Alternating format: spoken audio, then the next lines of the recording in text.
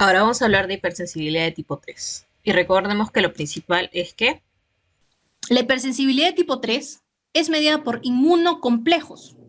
¿Y cómo se forma un inmunocomplejo? Ah, se forma gracias a la presencia de antígenos libres y de anticuerpos, que ya vamos a ver.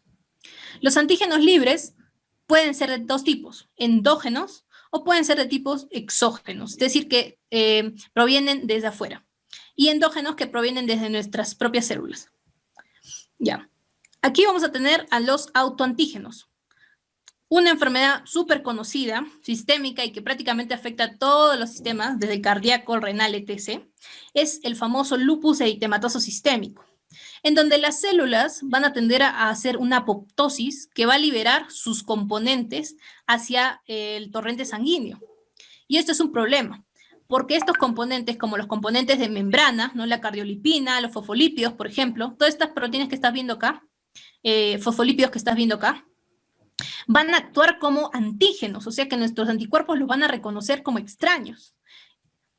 Y también van a lograr que las proteínas nucleares, como las histonas, ¿no? El ADN doble cadena, van a circular también y lo mismo va a pasar, ¿no? Entonces, todo esto se va a considerar como autoantígenos. Otra enfermedad es la artritis reumatoide, en donde vamos a tener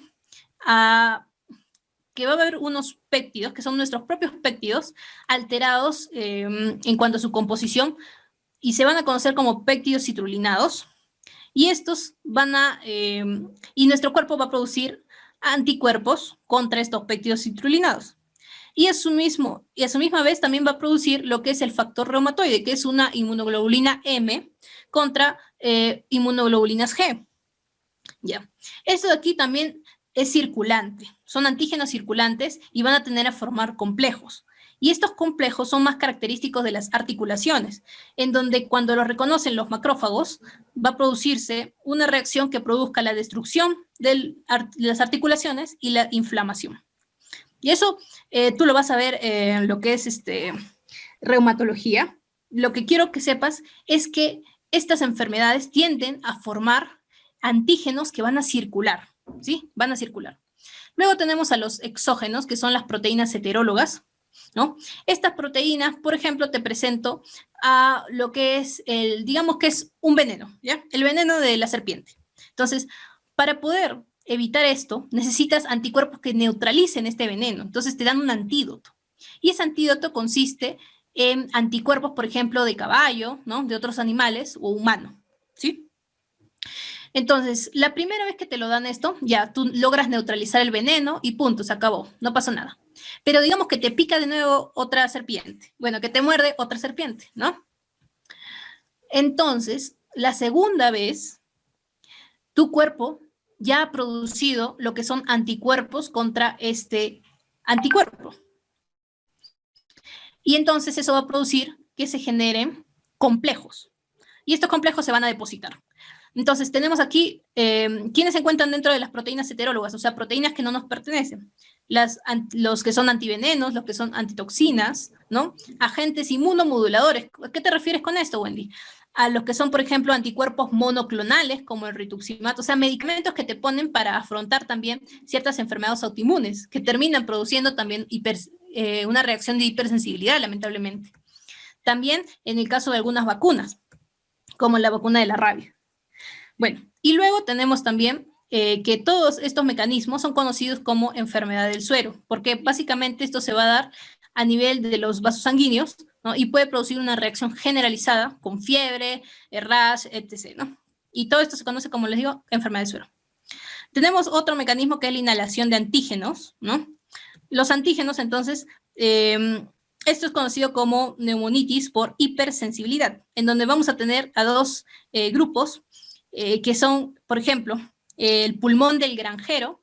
Esto es cuando, por ejemplo, los granjeros están muy sometidos a lo que son hongos, ¿no? Entonces van a inhalar ciertas partículas de estos mohos y eso va a producir que el antígeno esté a nivel de los alvéolos. Y eso es un problema porque se va a producir complejos a nivel de los alvéolos y se va a desencadenar todas las reacciones que vamos a ver ahorita.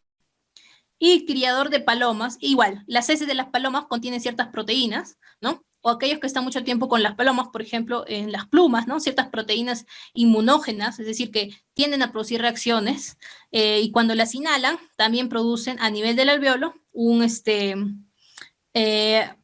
una formación de inmunocomplejos. Esto es conocido como neumonitis por hipersensibilidad. Y tenemos antígenos que tienen relación con enfermedades infecciosas, como por ejemplo la glomerulonefritis post-estreptococócica. Tú sabes que el estreptococcus puede producir una faringitis, ¿no? Y unas semanas después, los antígenos de las membranas del estreptococcus, ¿no? Van a depositarse, van a formar inmunocomplejos que se van a terminar depositando a nivel renal. Y como tú estás viendo acá a la izquierda, estamos viendo un riñón normal, ¿no? Esta es la luz del endotelio, en donde se supone que circula la sangre. Y aquí, ¿qué estás viendo? Que hay presencia de células inflamatorias, que hay un aumento del endotelio, que hay un aumento del mesangio, ¿no? Etcétera. Bueno, el punto es que estos depósitos van a lograr meterse a lo que es a lo que es la membrana basal glomerular, y se van a depositar aquí, formando esto que tú estás viendo acá, que son como jorobas, ¿no? Los HAMS se conocen como HAMS. Y básicamente esto va a desencadenar la reacción inflamatoria que va a terminar dañando el riñón y producir una glomerulonefritis. Entonces, ahora vamos a ver qué es lo que pasa cuando todos estos antígenos que estamos viendo se encuentran circulantes. Bien, antes de continuar, tengo que mencionarles que la mayoría de estas enfermedades por inmunocomplejos, la verdad que son sistémicas, ¿ah? Son sistémicas, como por ejemplo el lupus. Es decir, que van a dañar múltiples sitios, ¿no?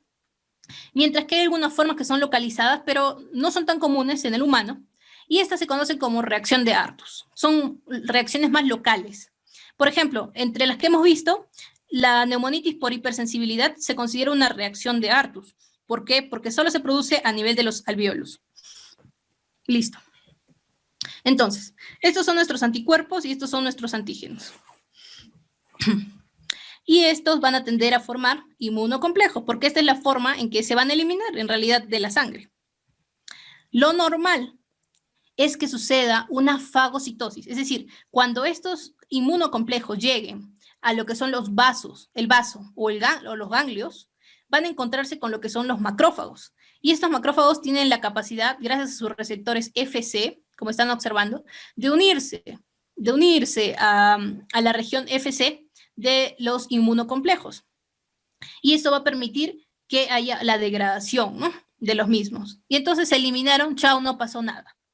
Sin embargo, cuando estos complejos tienen ciertas características, como por ejemplo afinidad por algún órgano, como el riñón, o cuando estos complejos son más pequeños y no son fáciles de identificar o tienen más tiempo en la circulación, estos, en vez de eliminarse, van a escaparse de este mecanismo.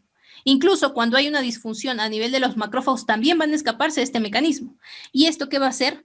Que se depositen, se van a depositar en lo que es el endotelio. Los complejos van a precipitar. Entonces, esto es lo que estamos observando, es el depósito de inmunocomplejos. Quiero comentarles, ¿dónde es que se van a depositar principalmente estos inmunocomplejos? Ya, yo te voy a decir, es principalmente en aquellas regiones donde se va a poder filtrar la sangre para producir algún líquido. Por ejemplo, el riñón, ¿no?, con sus glomérulos, ¿no?, con sus asas capilares, pequeñas, enredadas, es un entramado tremendo, y que además va a permitir que haya esta filtración para que se produzca la depuración, ¿no?, de la sangre. Va a permitir y va a ser uno de los blancos de lo que son los depósitos de inmunocomplejos. Entonces, vamos a ver que muchas de estas enfermedades van a dañar. Por ejemplo, aquí tenemos la glomerulonefritis postestreptococócica. La reumatoide también puede dañar lo que es el riñón, al igual que el lupus eritematoso. Tenemos también otro lugar donde se filtra y se produce lo que es el líquido sinovial, ¿no? Aquí se filtra el suero y eso permite que haya un ingreso de los depósitos de inmunocomplejos, y es por eso que se puede producir lo que es la artritis, ¿no?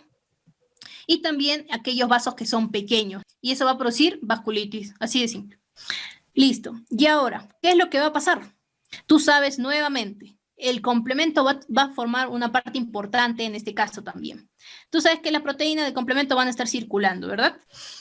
Listo, ahora sí, mira aquí, viene tu proteína C1 del complemento y nuevamente inicia toda la cascada del complemento, ¿no? La activación del complemento con todos los componentes. ¿Y esto qué produce? La formación del poro, ¿no? El complejo de ataque de membrana, que va a producir un poro y que va a matar a las células como las ves acá, ya están muriendo, ¿no? Dañando el endotelio.